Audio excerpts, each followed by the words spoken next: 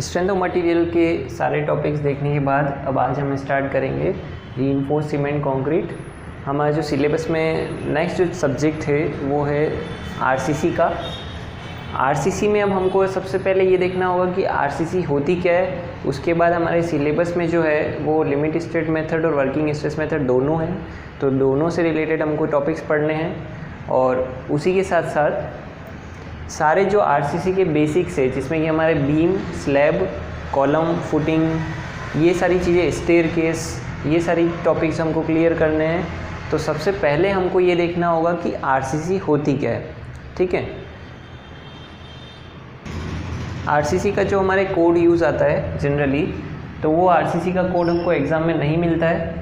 Diploma वाले exams में आपको मिल जाते थे, लेकिन अब आरसीसी का कोड आपको नहीं मिलेगा, इसीलिए उसको भी आपको जो मेन उसमें हमारे क्लोज दिए हुए हैं वो हमको याद करने होंगे। तो आरसीसी के लिए जो हमारा मेन कोड यूज़ होता है वो आता है IS 456-2000 वाला। ठीक है, ये लेटेस्ट जो रिवीजन है इसके वो आगे से आगे आते रहते हैं। तो इस IS 456-2000 की भी हम स्टडी करेंगे। इसमें जितने भी फॉर्मूले हैं वो भी हमको लर्न करने हैं, जितने भी क्लोज दिए हुए हैं, अजम्पशंस है, रिकमेंडेशन है, जितना भी सारा टॉपिक है वो सब भी हमको इसमें से अब याद करना होगा। ठीक है, अब उस कोड का जो स्टडी होगा उसके लिए हम अलग से लेक्चर लेंगे। ठीक है, कोड में क्या क्या दे रखा है। कोड में जो है हमको सबसे पहले कंक्रीट के बारे में बताया हुआ है, फिर रीइंफोर्समेंट के बारे में बताया हुआ है, और फिर इन दोनों का मिक्स जो होता है वो होता है आरसीसी के बारे में बताया हुआ है। और उसमें जो है वो डिज़ाइनिंग कैसे कैसे होती है बीम, कॉलम, स्लैब, फुटिंग की, वो सब हमको देखने। तो कोड की जो स्टडी है वो तो हम बाद में करेंगे। अभी जो हम स्टार्ट कर रहे हैं आरसीसी का जो सब्जेक्ट है रीइंफोर्स्ड सीमेंट कंक्रीट। तो सबसे पहले बताओ कि आरसीसी होता क्या है। तो RCC is the mixture of reinforcement and concrete. ठीक है, आरसीसी दो चीज़ों से मिलकर बना होता है, कंक्रीट प्लस रीइंफोर्समेंट। ठीक है, अब सबसे पहले बात करते हैं कि कंक्रीट क्या होता है। तो कंक्रीट जो होता है वो ऐसा मटेरियल है जो कि बिल्डिंग स्ट्रक्चर्स में काम में लिया जाता है। और कंक्रीट भी जो है वो किस किस से मिलकर बना होता है। इसके जो कॉन्स्टिट्यूएंट्स होते हैं क्या क्या होते हैं, cement, sand and aggregate.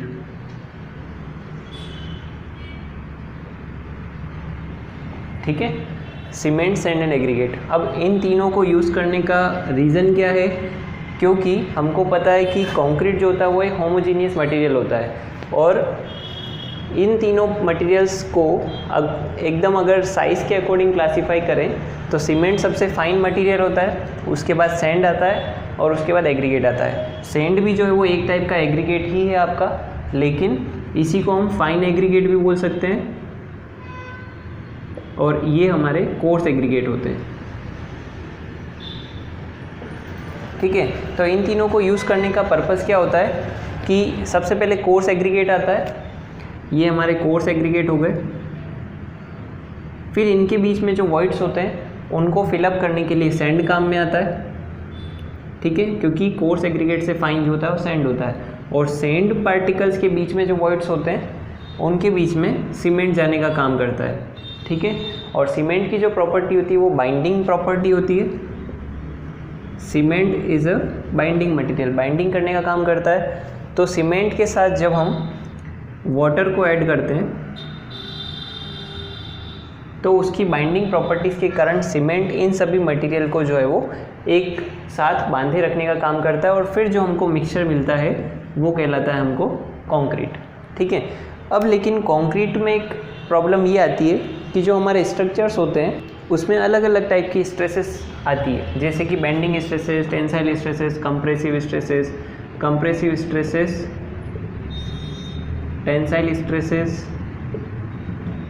Bending stresses, torsion, shear etcetera, बहुत सारी स्ट्रेसेस आती है। तो खाली जो है हमारा स्ट्रक्चर अगर हम कंक्रीट का बनाते हैं तो वो सही नहीं हो पाएगा। क्यों नहीं हो पाएगा? क्योंकि हमको पता है कि जो कंक्रीट होता है, कंक्रीट जो है वो एक स्ट्रेंथ जो होती है कंक्रीट की वो कंप्रेसिव स्ट्रेंथ होती है। कंक्रीट जो होता है वो कंप्रेशन में स्ट्रॉन्ग होता है।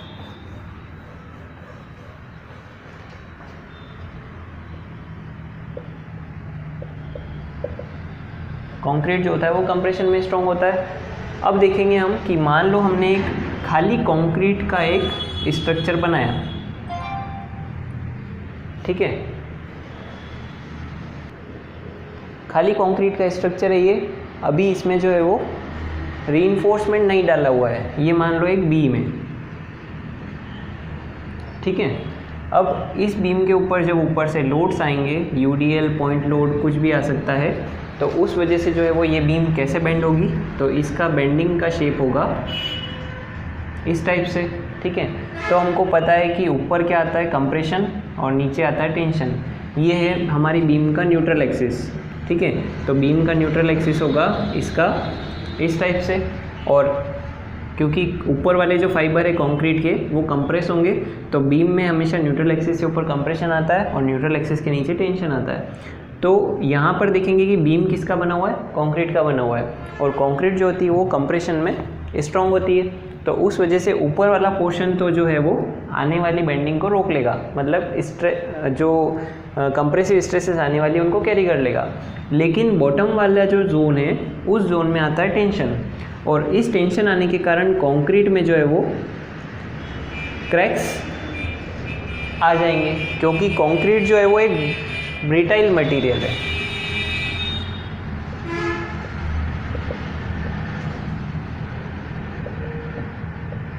कंक्रीट जो है वो एक ब्रिटाइल मटेरियल है, कांच के समान होता है वो, जिसको कि हिंदी में भंगुर बोलते हैं। तो क्या होता है कि कंक्रीट में जब टेंशन आएगा तो वो उसको कैरी नहीं कर पाएगा, और उस वजह से वो स्ट्रक्चर हमारा फेल हो जाएगा, क्रैक्स आकर।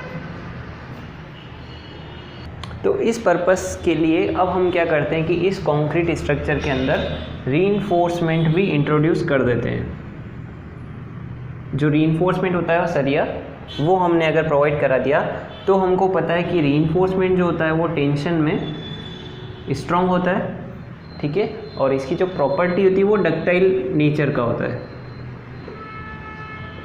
डक्टाइल का मतलब क्या होता है कि हम इस रीइंफोर्समेंट को कितना भी टेंसाइल फोर्स लगाकर खींच सकते हैं, उस वजह से क्या होगा कि उसका एलोंगेशन होगा और उसमें सडन फेलियर नहीं होता है। कंप्रेशन कंक्रीट में जो होता है वो सडन फेलियर होता है,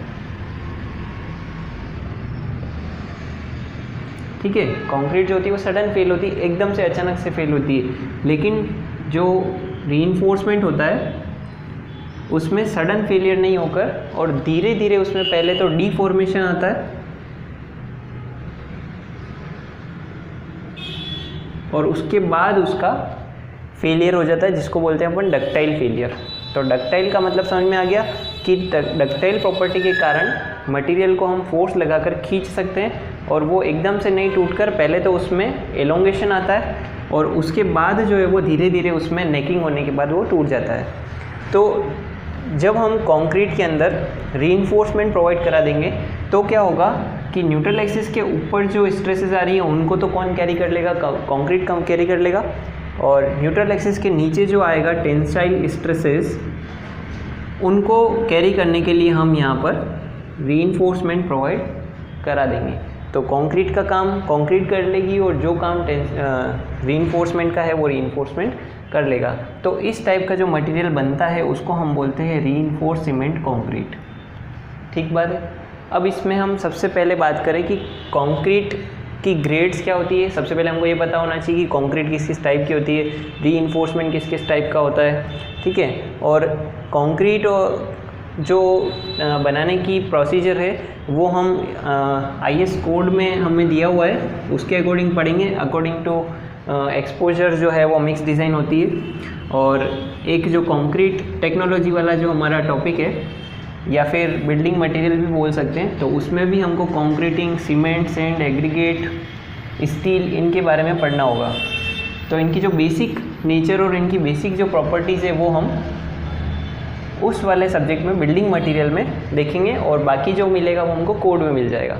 तो फिलहाल हम RCC रिलेटेड जो है वो जो टॉपिक हमको RCC में पढ़ने चाहिए वो इसमें देखेंगे। तो अब हम देखते हैं कि बेसिक आपको जनरली तो पता ही होगा कि कंक्रीट जो होती है वो किस टाइप, मतलब क्या क्या ग्रेड्स की होती है। सबसे पहले कंक्रीट देखते हैं, फिर रीइंफोर्समेंट देखेंगे। तो कंक्रीट जो होती है वो ग्रेड्स के अकॉर्डिंग होती है। कंक्रीट की ग्रेड क्या होती है? M5 से स्टार्ट करते हैं, M5, M10, M15,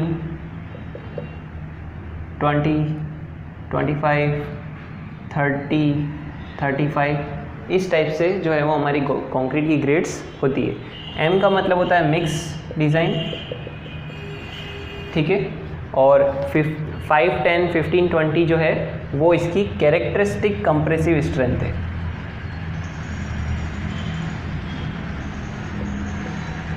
characteristic compressive strength मतलब कि अगर कोई M15, मान लीजिए M20 ग्रेड का एक कंक्रीट है, तो उसका मतलब क्या होगा कि वो जो कंक्रीट है उसकी कैरेक्टरिस्टिक कंप्रेसिव स्ट्रेंथ कितनी है? 20 न्यूटन पर mm²। क्लियर है? मतलब कि पर न्यूटन पर mm² कंक्रीट का जो ब्लॉक है वो 20 न्यूटन का लोड कैरी कर सकता है। और कंक्रीट की जो कंप्रेसिव स्ट्रेंथ को चेक करने का तरीका है तो वो हम क्यूब टेस्ट करते ही हैं, जिसमें कि हम 15 centimetre bye 15 centimetre bye 15 centimetre का क्यूब कास्ट करते हैं और फिर उसको UTM मशीन में टेस्ट करते हैं। तो वो हम टेस्टिंग जो है वो तो हम अलग टॉपिक में पढ़ेंगे दूसरे में।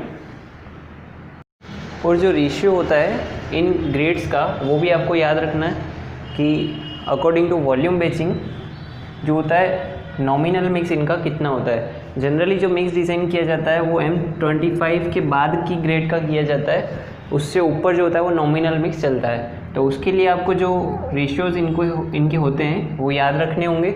M20 का जो रेशियो होता है वो होता है 1, 1.5 and 3। M15 का होता है 1:2:4। M10 का होता है 1:3:6 और M5 के पहले आता है M7.5, ये होता है 1:4:8 एंड M5 का होता है 1:5:10 और M25 का होता है 1:1:2। तो इस टाइप से ये इनका रेशियो चलता है। ये आपको रेशियो याद रखना है। इसमें ये है सीमेंट, ये है सैंड और ये है एग्रीगेट। क्लियर है? अगर आपको ये दोनों याद रहते हैं तो उसके ऊपर तो आपको क्या करना है, रेशियो सीमेंट का रेशियो तो हमेशा 1 के रेस्पेक्ट में होता है तो 1 ही चलेगा। उसके बाद इनको डबल करते जाना है, मतलब कि एक एक बढ़ाते जाना है। 1 to 4, फिर 2 का 3 हो जाएगा, 4 का 6 हो गया, 3 का फिर 4 हो गया, तो यहाँ पे 8 हो गया। इस टाइप से या तो ऐसे सीरियल वाइज याद रखेंगे या फिर इसमें भी याद रख सकते हैं कि 1 2 1 3 1 4 1 5, फिर यहाँ पर इनका डबल होता है 3 6 4 8 5 10 और M25 का होता है 1 1 2। ठीक है, तो ये रेशियो याद रखना है। इसके बाद हम देखते हैं कि कैरेक्टरिस्टिक कंप्रेसिव स्ट्रेंथ क्या होती है। ठीक है, तो कैरेक्टरिस्टिक कंप्रेसिव स्ट्रेंथ किसकी होती है? कंक्रीट की। और इसको जो डिनोट किया जाता है वो किया जाता है FCK से। ठीक है, RCC में जितना भी जो भी FCK आएगा वो होता है characteristic compressive strength of concrete. Characteristic compressive strength की डेफिनेशन क्या होती है? As per IS 456 characteristic compressive strength FCK as that of 28 days cube strength below which not more than 5% of the test result may be expected to fall। इसका मतलब ये है कि सबसे पहले एज पर IS 456 देखना है कैरेक्टरिस्टिक कंप्रेसिव स्ट्रेंथ क्या होती है, और कैरेक्टरिस्टिक कंप्रेसिव स्ट्रेंथ जो है वो हम 28 डेज़ के बाद देखते हैं कि क्यूब की जो है वो 28 डेज़ के बाद की स्ट्रेंथ देख रहे हैं 28वें दिन की। तो वो बोल रहा है कि cube strength below which not more than 5% of the test result में बी एक्सपेक्टेड टू फेल। मतलब कि एग्जाम्पल से समझते हैं कि 100 क्यूब अपन ने टेस्ट किए, तो मान लीजिए हम M20 ग्रेड की कंक्रीट की बात कर रहे हैं, तो M20 के हमने 100 क्यूब्स बनाए और उनको हमने UTM मशीन में टेस्ट किया, तो उसमें से 95 क्यूब्स जो होंगे वो तो 20 न्यूटन पर एमएम स्क्वायर से ऊपर की स्ट्रेंथ पर टूटेंगे और 5 क्यूब ऐसे होने चाहिए जो कि 20 न्यूटन पर एमएम स्क्वायर से कम पे टूटेंगे, मतलब कि 19 न्यूटन पर एमएम स्क्वायर या 19.5 या 18 या 17 कुछ भी हो सकता है। तो मतलब कि 5 से ज़्यादा क्यूब जो है वो 20 से कम पे नहीं टूटने चाहिए, ठीक है। तो वो होती है हमारी कैरेक्टरिस्टिक कंप्रेसिव स्ट्रेंथ कि आपके 100 में से मैक्सिमम 5 क्यूब जो है वो 20 न्यूटन पर एमएम स्क्वायर से कम पे टूट सकते हैं, उससे ज़्यादा क्यूब आपकी 20 न्यूटन पर एमएम स्क्वायर से नीचे पर नहीं टूटने चाहिए। अगर वो टूट जाएंगे, मान लीजिए इस 5 में से 10 क्यूब जो है वो 19 न्यूटन पर एमएम स्क्वायर पर टूट गए, तो मतलब कि हमारी जो कंक्रीट थी M20 की वो M20 की नहीं थी, उसकी स्ट्रेंथ उससे कुछ कम थी। तो ये हमको कोड ने प्रोविज़न दिया हुआ है कि मैक्सिमम जो है वो आपके 5% जो टेस्ट सैंपल है वो आपकी पर्टिकुलर ग्रेड से नीचे पे टूट सकते हैं, उससे ज़्यादा नहीं टूटने चाहिए। अब हम बात करते हैं रीइंफोर्समेंट के बारे में। तो स्टील की जो ग्रेड्स होती है,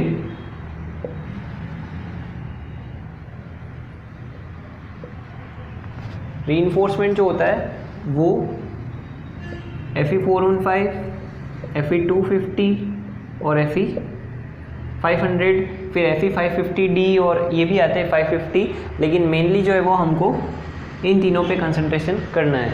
यहाँ पर Fe250 का मतलब क्या है कि उसकी जो टेंसाइल स्ट्रेंथ है या फिर यील्ड स्ट्रेंथ बोल सकते हैं, टेंसाइल स्ट्रेंथ जो है उसकी 250 न्यूटन पर एमएम स्क्वायर होती है, ठीक है।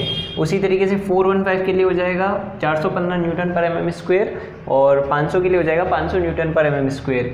ये वाले जो दोनों स्टील है वो HYSD बार में गिनाए जाते हैं, high yield strength deformed bars, HYSD bars आते हैं। और 250 जो होता है उसको माइल्ड स्टील में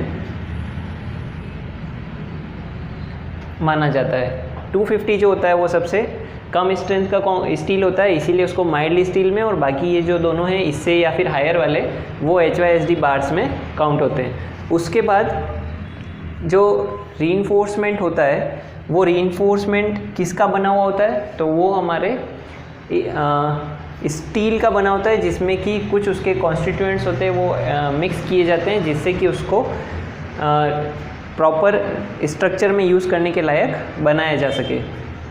रीइंफोर्समेंट की कुछ प्रॉपर्टीज़ होती है कि भाई उस पर जंग लगा हुआ नहीं होना चाहिए जब उसको कंक्रीट में यूज़ करना है, और उस पर जो रिब्स बनी हुई होती है वो किस लिए होती है, उसकी bond strength, tensile strength, anchorage value और वो सारी चीज़ें आगे आएगी।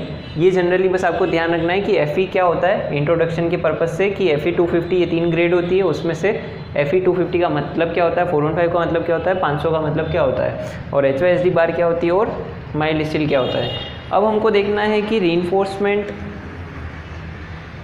के बाद RCC को डिज़ाइन करने के कौन कौन से मेथड है, ये हमारे इम्पोर्टेंट टॉपिक में आता है।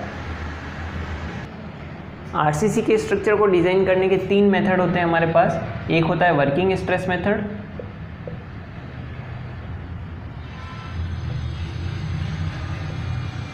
एक होता है लिमिट स्टेट मेथड, और एक होता है अल्टीमेट लोड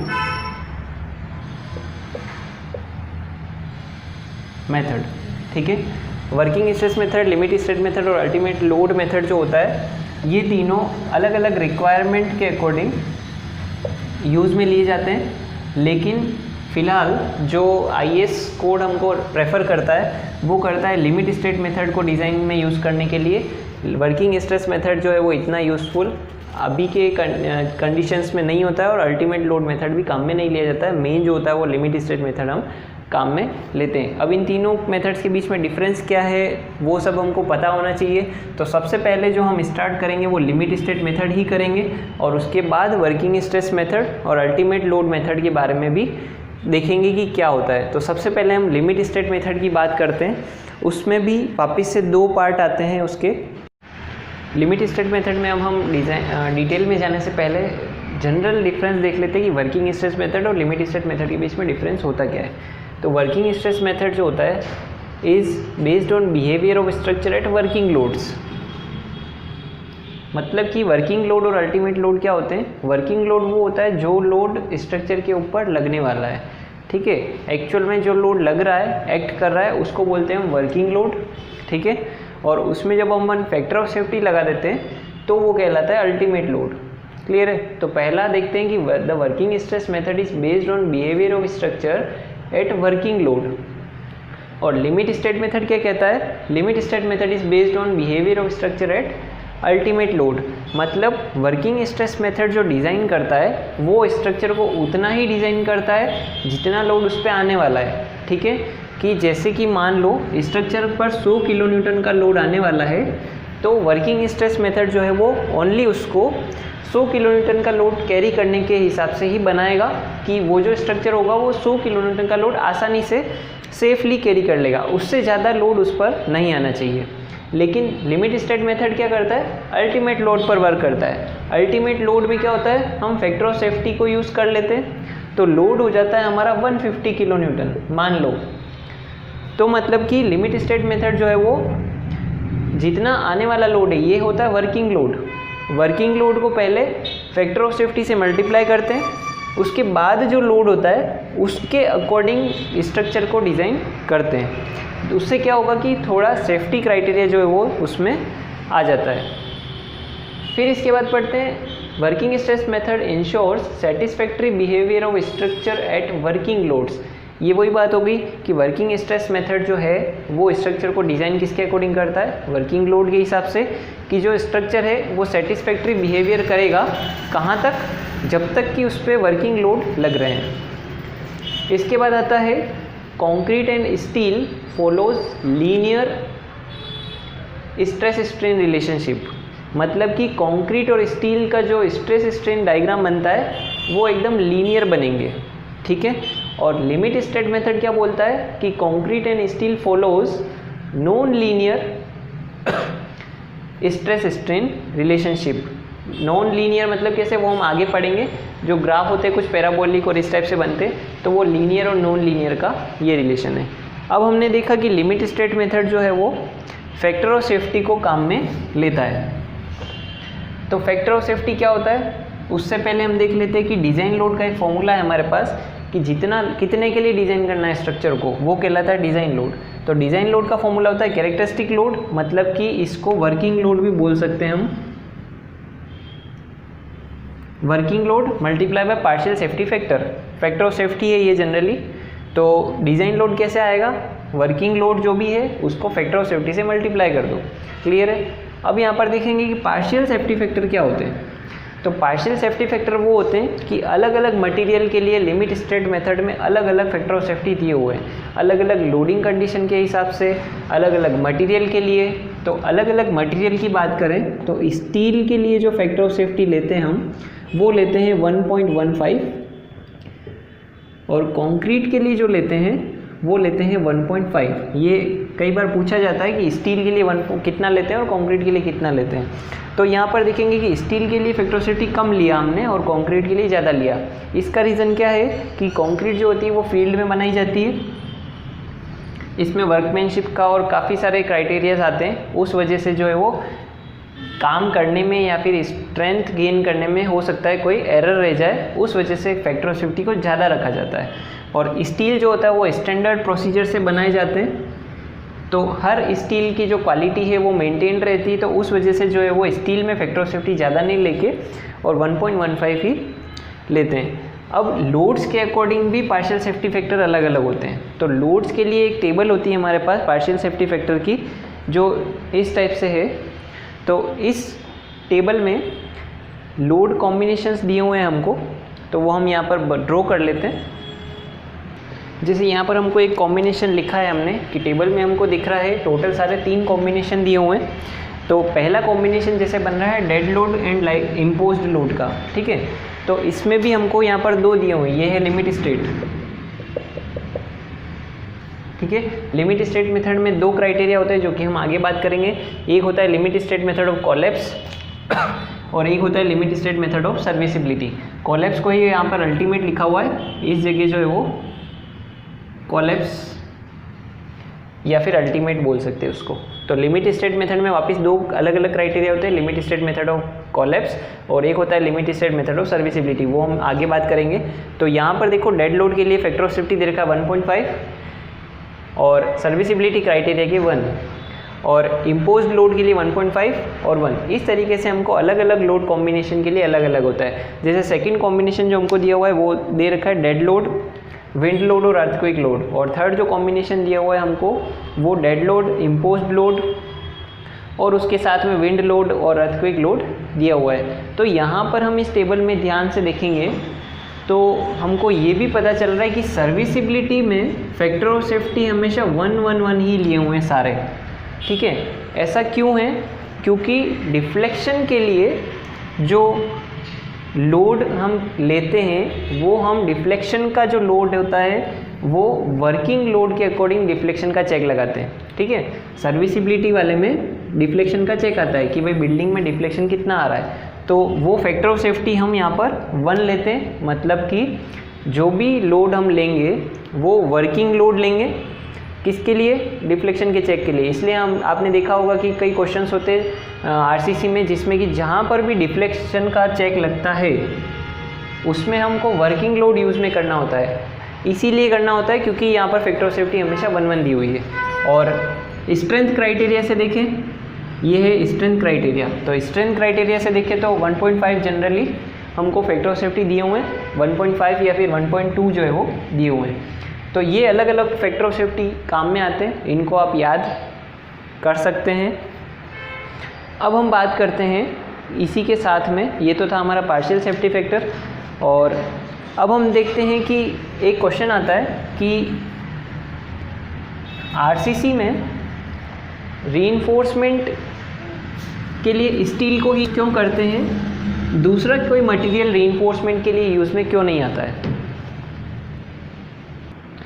तो देखते हैं कि आरसीसी में ओनली रीइंफोर्समेंट के लिए स्टील को ही यूज़ क्यों किया जाता है, दूसरे मटेरियल को यूज़ क्यों नहीं किया जा सकता है। मान लीजिए इसके कि हम कॉपर को, सिल्वर को या गोल्ड को भी, गोल्ड के वायर भी यूज़ कर सकते हैं, तो क्यों नहीं किया जाता है। सबसे पहला मेन फैक्टर तो इकोनॉमिकल होना चाहिए, ठीक है। सेकेंड जो मोस्ट इम्पॉर्टेंट फैक्टर होता है वो होता है इसका coefficient of thermal expansion. Coefficient of thermal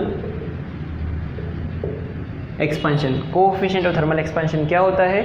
जब कोई मटेरियल का टेम्परेचर वेरिएशन होता है तो उस वजह से क्या होता है, जो मटेरियल होता है वो फैलता है, एक्सपांड करता है। तो स्टील को यूज़ करने का पर्पज़ ये है कि जो स्टील का कोएफिशिएंट ऑफ थर्मल एक्सपेंशन है और कंक्रीट का जो थर्मल एक्सपेंशन है वो लगभग सेम होता है। इसी वजह से कंक्रीट में रीइंफोर्समेंट के लिए स्टील को यूज़ किया जाता है। क्योंकि मान लीजिए यहाँ पर एक कंक्रीट का ये ब्लॉक है और उसमें हमने एक रीइंफोर्समेंट डाला हुआ है, ठीक है। अब अगर इसमें एक्सपांशन होता है तो अगर दोनों मटेरियल एक साथ एक्सपांड नहीं हो पाएंगे तो क्या होगा कि दोनों के बीच का बॉन्ड टूट जाएगा, कंक्रीट अलग एक्सपांड हो जाएगी, स्टील या फिर दूसरा मटेरियल जो भी है वो अलग एक्सपांड हो जाएगा, तो उनके बीच में बॉन्ड टूट जाएगा और दोनों का फंक्शन जो है वो पूरी तरीके से फेल हो जाएगा। उस वजह से हमको इसमें ऐसा मटेरियल डालना होता है जिसका कि कोएफिशिएंट ऑफ थर्मल एक्सपेंशन लगभग बराबर हो।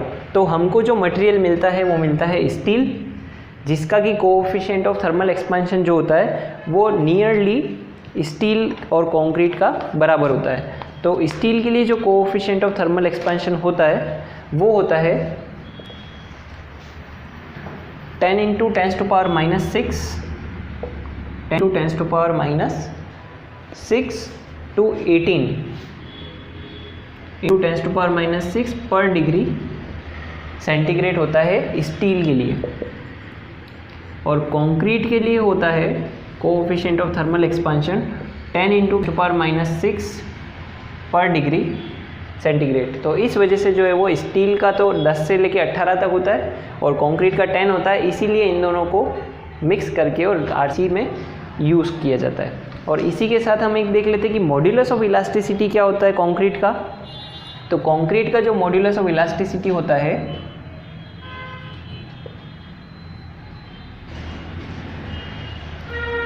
वो होता है 5000 √FC के, ठीक है। और स्टील का तो हमको पता ही है, जनरली हम कई बार क्वेश्चंस न्यूमेरिकल करते हैं तो भी काम में लेते हैं। मॉड्यूलस ऑफ इलास्टिसिटी स्टील के वो होता है 2 × 10⁵ न्यूटन पर mm² जनरली होता है। तो अब आगे लिमिट स्टेट मेथड में अगर डिटेल में देखें तो लिमिट स्टेट मेथड वापस से 2 टाइप का होता है, इसमें 2 पार्ट आते हैं। एक होता है limit state method of serviceability और एक होता है limit state method of collapse.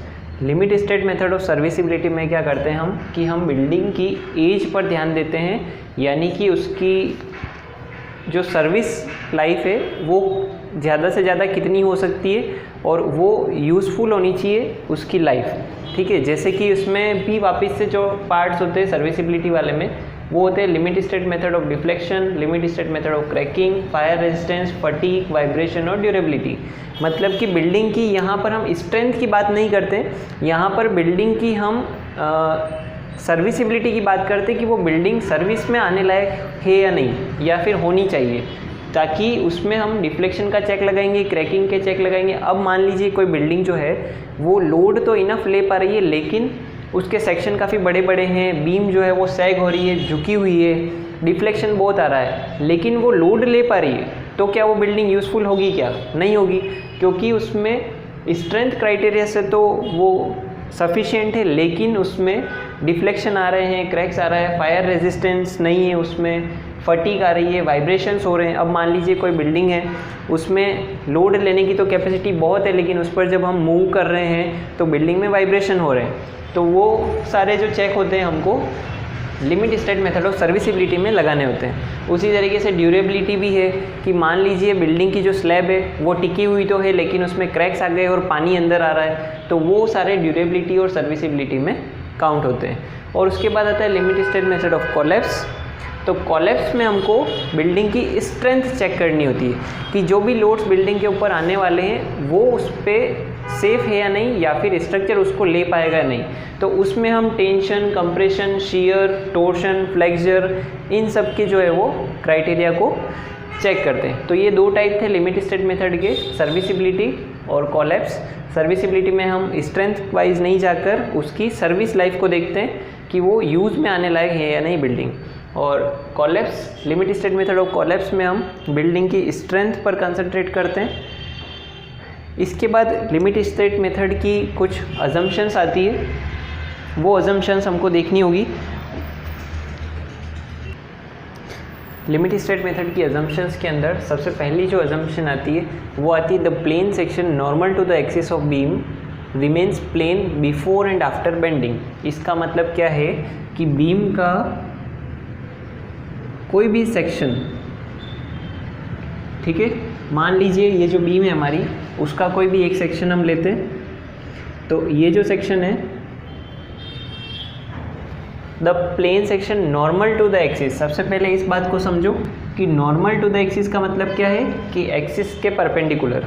तो ये हमारा एक्सिस होता है, इसके परपेंडिकुलर सेक्शन ऐसे ही काट सकते हैं, तो हम इस सेक्शन की बात कर रहे हैं। तो ये जो सेक्शन है remains plane before and after bending, मतलब कि ये जो सेक्शन होता है वो बेंडिंग के बाद भी प्लेन रहता है। प्लेन रहने का मतलब क्या है कि उसका जो सेक्शन का जो शेप है वो डिफॉर्म नहीं होता है, सेक्शन एकदम वर्टिकल ही रहता है, मतलब कि एक्सिस के 90 डिग्री पर ही बना रहेगा, ठीक है। स्टार्टिंग में सेक्शन ऐसे था यहाँ पर, अब वो जब बेंडिंग हो गई तो वो सेक्शन इस टाइप से बेंड जरूर हो गया, मतलब रोटेट जरूर हो गया, लेकिन वो सेक्शन जो होता है वो स्ट्रेट बना रहेगा। एक बात और ध्यान से समझेंगे कि ये सीधा है, ठीक है, जब बेंडिंग आई तो थोड़ा सा जो सेक्शन है वो रोटेट ज़रूर हो जाएगा एक्सिस के रेस्पेक्टिव, मान लीजिए वो ऐसे रोटेट हो गया, लेकिन ये सीधा बना रहेगा, सेक्शन कभी जो है वो उसका शेप चेंज नहीं होगा। पहले जो शेप था, मतलब सेक्शन जो था वो वर्टिकल था, बेंडिंग के कारण वो थोड़ा सा रोटेट ज़रूर हो गया, लेकिन उसका जो शेप है, मतलब हो सकता है कि सेक्शन ऐसा सीधा नहीं रह के और ऐसा हो जाता, तो वो ऐसा नहीं होता है। तो जो प्लेन सेक्शन होता है नॉर्मल टू द एक्सिस वो हमेशा remains plane before and after bending. उसके बाद नेक्स्ट सेकंड असम्पशन जो है हमारी वो है longitudinal strain of any point across a section is proportional to the distance from neutral axis.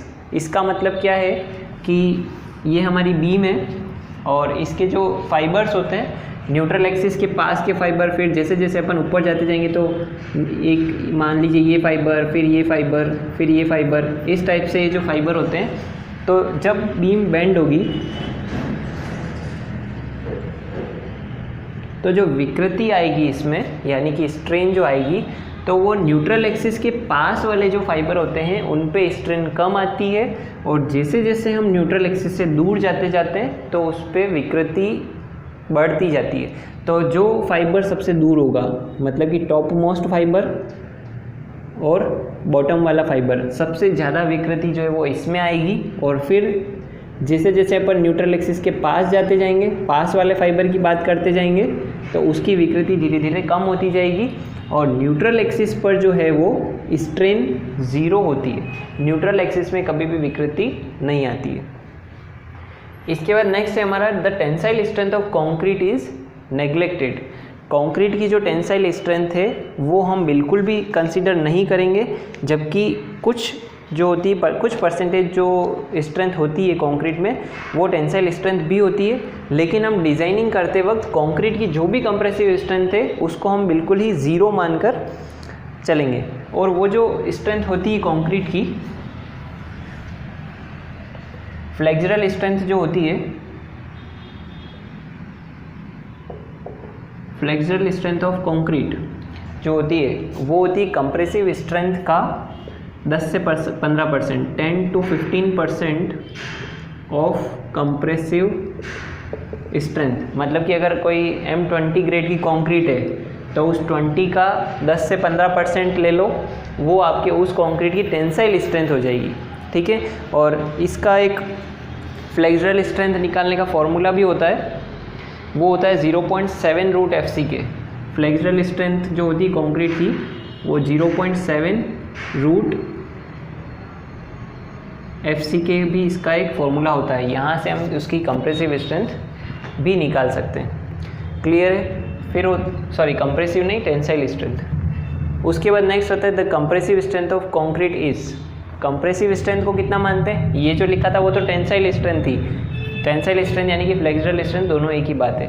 तो कंक्रीट की जो फ्लेक्सुरल स्ट्रेंथ होती है उसका सूत्र होता है 0.7 रूट FCK, जो कि कंप्रेसिव स्ट्रेंथ का 10 से 15% होती है। और अगर टेंसाइल स्ट्रेंथ की बात करो, कंप्रेसिव स्ट्रेंथ की बात करो तो वो कितनी होगी? तो हमने अभी पढ़ा था कि कैरेक्टरिस्टिक कंप्रेसिव स्ट्रेंथ क्या होती है? कैरेक्टरिस्टिक कंप्रेसिव स्ट्रेंथ, ठीक है, उसको कैसे डिनोट करते हैं? FCK से डिनोट करते हैं। तो क्या वो ही हमारी कंक्रीट की कंप्रेसिव स्ट्रेंथ भी होती है क्या? नहीं होती है, क्योंकि क्या होता है कि जो FCK होता है, कैरेक्टरिस्टिक कंप्रेसिव स्ट्रेंथ, वो हमारे क्यूब की होती है। क्यूब जो बनता है वो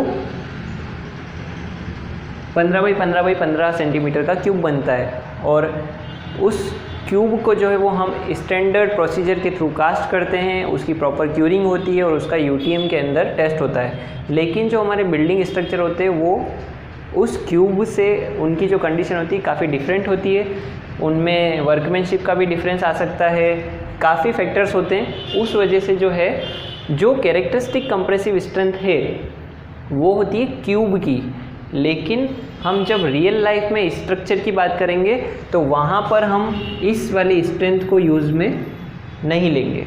ठीक है, तो उस टाइम पर हमको जो स्ट्रेंथ उसकी यूज़ करनी होती है वो होती है 0.67 FCK।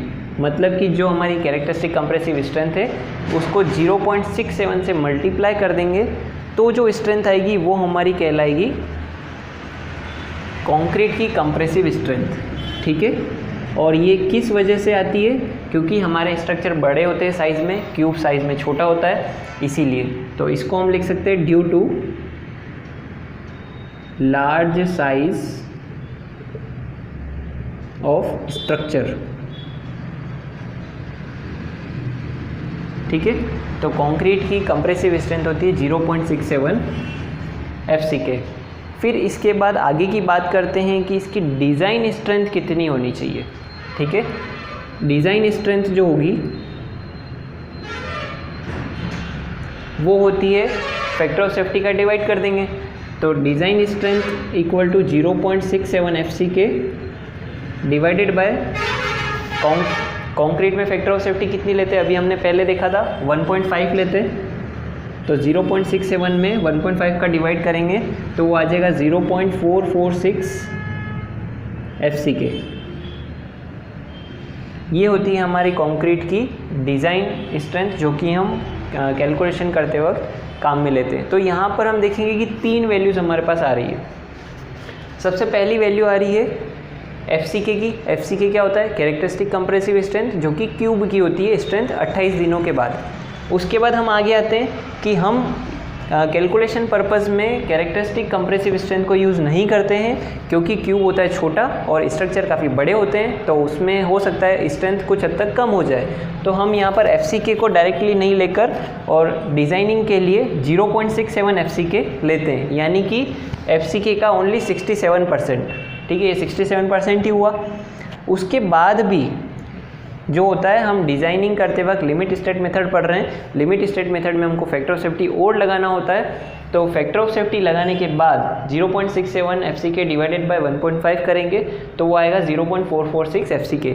ये होती है हमारी कंक्रीट की कंप्रेसिव स्ट्रेंथ डिज़ाइन पर्पज़ के लिए। तो यहाँ पर हम देखेंगे कि स्टार्टिंग में स्ट्रेंथ थी FCK, ग्रेड हमने कंक्रीट की यूज़ की M20, मान लो M20 ग्रेड हमने यूज़ की, तो हम क्या मान के चल रहे थे कि कंक्रीट जो है वो M20 ग्रेड की है और वो 20 न्यूटन पर mm² का लोड ले सकती है। लेकिन हमने अब डिज़ाइनिंग में क्या किया, लिमिट स्टेट मेथड में सबसे पहले तो उसको 0.67 से मल्टीप्लाई कर दिया, तो ये था 20 न्यूटन पर mm², ठीक है, कैरेक्टरिस्टिक कंप्रेसिव स्ट्रेंथ थी। अब इसको हमने क्या किया, 0.67 इंटू 20 कर दिया, तो ये वैल्यू थोड़ी और कुछ कम हो गई होगी। उसके बाद वापस से हमने डिज़ाइनिंग के लिए फैक्टर ऑफ सेफ्टी लगा दिया, तो यहाँ पर जो आंसर आया होगा उस वाले में हमने वापस से डिवाइडेड बाय 1.5 कर दिया, तो और वैल्यू कम हो गई होगी। तो लगभग हम जो है वो जितनी कैरेक्टरिस्टिक कंप्रेसिव स्ट्रेंथ होती है उसका लगभग आधा कर देते हैं, आधे से भी ज़्यादा। यहाँ पर देखेंगे 44% जो है वो स्ट्रेंथ हम कंसिडर कर रहे हैं, जबकि 100% होती है FCK, लेकिन डिज़ाइनिंग के लिए हम कम करते करते 44% तक उसको ले आए। तो ये होता है लिमिट स्टेट मेथड में कंक्रीट की स्ट्रेस वाला पार्ट, कंक्रीट की स्ट्रेंथ और उसकी स्ट्रेसेस। इसके बाद हम इसमें नेक्स्ट अजम्पशन देखेंगे, the design stress strain curve is parabolic up to strain 0.002 and it attains maximum design stress 0.446 FCK, and after that ultimate design strength is constant up to strain 0.0035। इसको हम graph से समझेंगे। हम एक graph draw करेंगे, stress strain curve between stress strain curve of concrete, stress strain curve for concrete हम design करेंगे, यहाँ पर ड्रॉ करेंगे। तो वो कर्व जो बनता है वो कर्व स्टार्टिंग में होता है पैराबोलिक और उसके बाद होता है स्ट्रेट, वो कुछ इस टाइप से जाता है। यहाँ पर इस एक्स एक्सिस पे हम स्ट्रेन ड्रॉ करेंगे और इधर आ जाएगा स्ट्रेस। क्लियर है? तो यहाँ पर देखेंगे कि यहाँ तक पैराबोलिक है और उसके बाद स्ट्रेट जा रहा है। तो ये कैसे होता है कि इस डायरेक्शन में देखिए स्ट्रेन बढ़ रही है, ठीक है। तो 0.002 स्ट्रेन जब आएगी, 0.002 स्ट्रेन तक जो है वो पैराबोलिक कर्व जाता है और उसके बाद स्ट्रेट हो जाता है, ठीक है। और इधर स्ट्रेस है तो 0.002 के रेस्पेक्ट में मैक्सिमम जो स्ट्रेस आती है, तो मैक्सिमम स्ट्रेस कितनी आती है वो हमने अभी देखा था। कंक्रीट में मैक्सिमम स्ट्रेस होती है 0.446 FCK, यही होती है। तो मैक्सिमम स्ट्रेस कंक्रीट में कितनी होती है? 0.446 FCK, और मैक्सिमम जब तक ये कर्व पैराबोलिक होता है तब तक स्ट्रेन कितनी रहती है 0.002, लेकिन अब देखेंगे आगे भी स्ट्रेन जो है वो बढ़ती जा रही है। तो स्ट्रेन मैक्सिमम जो होती है कंक्रीट के अंदर वो होती है 0.0035। ये बहुत इंपॉर्टेंट वैल्यूज़ है सारी। तो मैक्सिमम स्ट्रेन कितनी होती है कंक्रीट में, मैक्सिमम विकृति 0.0035, और मैक्सिमम स्ट्रेस कितनी होती है तो 0.446 FCK। और ग्राफ जो होता है वो पैराबोलिक कहाँ तक होता है, तो स्ट्रेन की बात करें तो 0.002 तक पैराबोलिक होता है, उसके बाद कांस्टेंट स्ट्रेट लाइन जाती है। और स्ट्रेस की बात करें तो मैक्सिमम, इससे ऊपर तो ग्राफ उठ ही नहीं रहा है, तो मैक्सिमम स्ट्रेस होती है 0.446 FCK। ये ग्राफ होता है हमारा स्ट्रेस स्ट्रेन के बीच में, किसके लिए, कंक्रीट के लिए। ये वही लाइन लिखी हुई है कि स्ट्रेस स्ट्रेन डायग्राम जो होता है वो पैराबोलिक होता है, कहाँ तक होता है 0.002 तक, यहाँ तक पैराबोलिक होता है। And it attains maximum design stress 0.446 FCK। और इस पॉइंट पर आते आते उसके पास मैक्सिमम स्ट्रेस कितनी हो जाती है 0.446 FCK। और after that ultimate design strength is constant, और उसके बाद जो स्ट्रेस है वो कांस्टेंट चलती जाती है, उसके बाद नहीं बढ़ती है। तो ये जो ग्राफ था वो था हमारी कंक्रीट के लिए। ऐसा ही ग्राफ जो होता है वो स्टील के लिए भी होता है। और उससे पहले हम स्टील के बारे में नेक्स्ट अजम्पशन देखते हैं। 7th अजम्पशन क्या है हमारी, नेक्स्ट अजम्पशन है स्टील के लिए, design strength of steel is Fy/1.15 equal to 0.87 Fy। Steel की जो डिज़ाइन स्ट्रेंथ होती है वो होती है 0.87 Fy। अब यहाँ पर हम कंपेयर करके देख लेते हैं कि स्टील और कंक्रीट में एग्जैक्टली हमने पढ़ा क्या। तो सबसे पहले कंक्रीट की अगर बात करते हैं, ठीक है, तो कंक्रीट के लिए कैरेक्टरिस्टिक कंप्रेसिव स्ट्रेंथ कितनी होती है, कोई भी मान लीजिए FCK से डिनोट करते हैं उसको, ठीक है, ये होती है हमारी कैरेक्टरिस्टिक कंप्रेसिव स्ट्रेंथ। लेकिन ये होती है क्यूब के लिए, तो इसको हम लार्ज स्ट्रक्चर के लिए मानेंगे। तो इसमें क्या करते हैं 0.67 से इसको मल्टीप्लाई कर देते हैं, तो ये आ जाती है हमारे बड़े स्ट्रक्चर के लिए। और फिर डिज़ाइनिंग के लिए इसमें हमको फैक्टर ऑफ सेफ्टी लगाना होता है, तो 0.67 FCK में हम 1.5 फैक्टर ऑफ सेफ्टी का डिवाइड कर देते हैं, तो वो आता है 0.446 FCK। ये क्लियर था। अब इसके बाद हम स्टील की अगर बात करें, ठीक है, तो स्टील की जो ग्रेड होती है, अब उसके पहले स्टील की ग्रेड हमने देखी थी FY या FE से डिनोट करते हैं, FE 415, FE 250 कुछ भी। तो डिज़ाइनिंग करते वक्त इस FE को FY से डिनोट करते हैं, तो स्टील की स्ट्रेंथ होती है FY, ठीक है। लेकिन उसके बाद यहाँ पे देखो क्या किया था, इसके बाद इसमें हमने क्या किया था, साइज़ का इसमें फैक्टर लगाया था। लेकिन स्टील में ऐसा कुछ नहीं होता है, स्ट्रक्चर में यूज़ करो या फिर फील्ड में लैब में उसको टेस्ट करो, साइज़ का उसके ऊपर कोई इफेक्ट नहीं आता है। तो साइज़ वाला ये जो फैक्टर है ऐसा, वो स्टील के लिए नहीं लगाएंगे, डायरेक्ट हम फैक्टर ऑफ सेफ्टी ही लगाएंगे। तो स्टील की स्ट्रेंथ होती है FY, और डिज़ाइनिंग के लिए उसमें फैक्टर ऑफ सेफ्टी लगाना पड़ेगा। तो स्टील के लिए हमने पढ़ा था फैक्टर ऑफ सेफ्टी कितना होता है 1.15 पार्शियल सेफ्टी फैक्टर।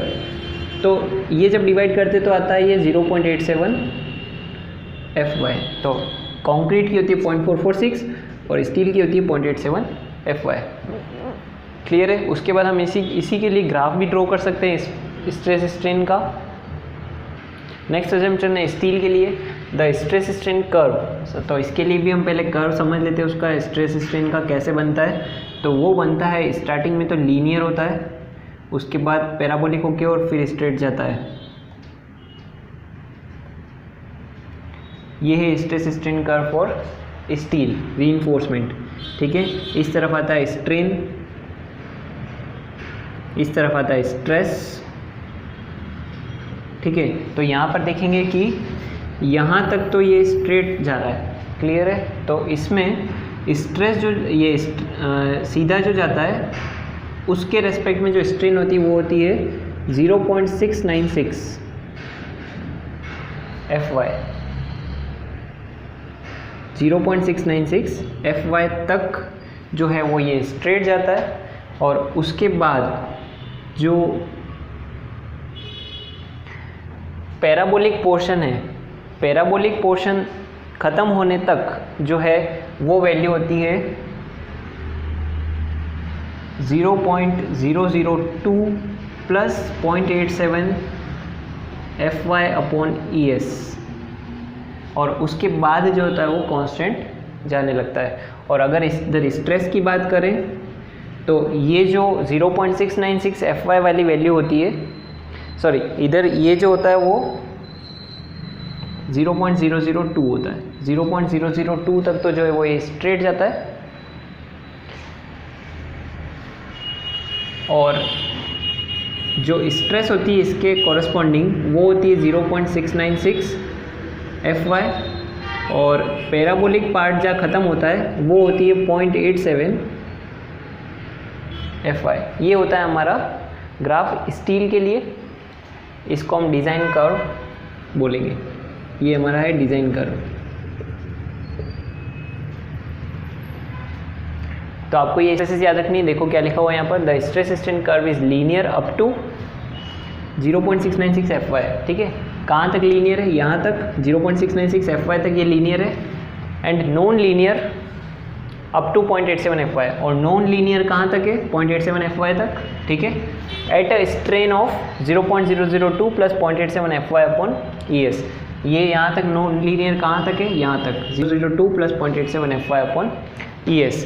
यहाँ पर ये वैल्यू एग्जैक्ट 0.002 नहीं होती है, ये इसको हम यहाँ पर नहीं लगाते हैं, वो प्रूफ स्ट्रेस के अकॉर्डिंग है। तो ये था हमारा stress strain diagram for reinforcement, और ये सारी अजम्पशंस थी हमारी लिमिट स्टेट की। इसके बाद नेक्स्ट वाले वीडियो में हम नेक्स्ट लेक्चर में बीम्स को स्टार्ट करेंगे, सिंगली रीइंफोर्स डबली रीइंफोर्स बीम के बारे में पढ़ेंगे। ठीक है, तो ये था हमारा बेसिक से रिलेटेड कुछ टॉपिक्स, और जो भी बेसिक्स और आते जाएंगे वो हम अगले वीडियोज़ में देखते रहेंगे।